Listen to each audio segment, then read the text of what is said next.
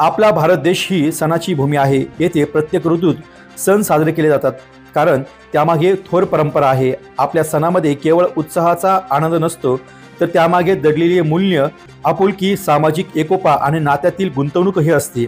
आपली संस्कृती ही वसुधैव कुटुंबकम या तत्वावर आधारलेली असून याचा अर्थ सारा समाज एक कुटुंब असा होतो। रक्षाबंधन हा सण देखील असाच भावनिक नात्यांचा सण आहे।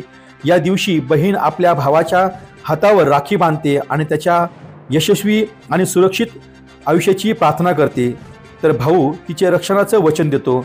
हा केवळ एका नात्याचा उत्सव नाही, तर प्रेम, सन्मान आणि कुटुंबातल्या अतूट बंधनाचे प्रतीक आहे।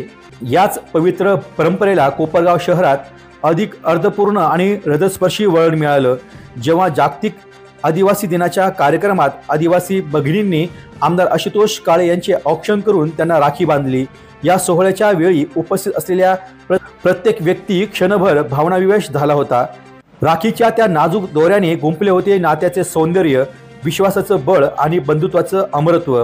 आदिवासी संस्कृतीतील सात्विकता आणि परंपरेची गंधमय छाया त्या औक्षणात दिसून येत होती।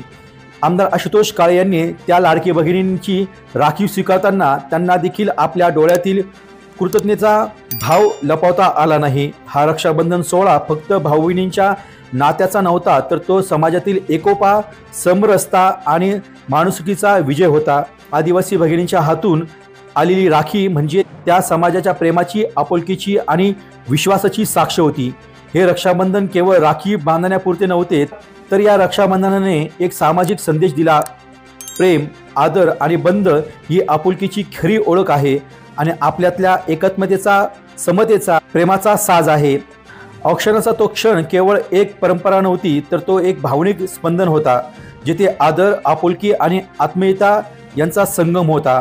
आदिवासी भगिनींच्या त्या अलंकारिक औक्षणाने आणि राखीने एक नवा विश्वास, एक नवे बंध निर्माण केले, जे काळाच्या कसोटीतही अखंड राहणार आहे।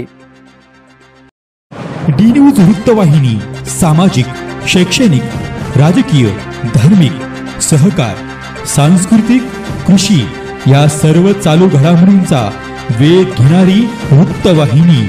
डी न्यूज वृत्तवाहिनी, वेध वर्तमानाचा।